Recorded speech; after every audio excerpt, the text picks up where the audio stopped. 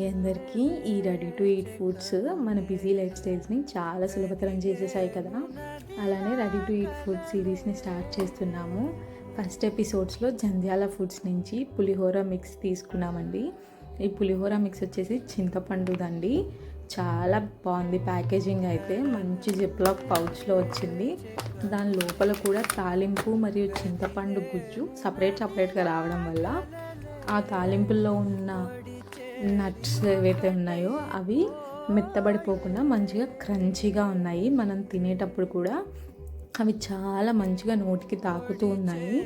ఇలా దీన్ని వేడి వేడి అన్నంలో కొద్దిగా నెయ్యి వేసుకొని మీకు రుచికి తగ్గట్టు కావాలంటే ఉప్పుని కూడా యాడ్ చేసుకోండి. మరియు కొద్దిగా పసుపుని కూడా యాడ్ చేసుకోండి.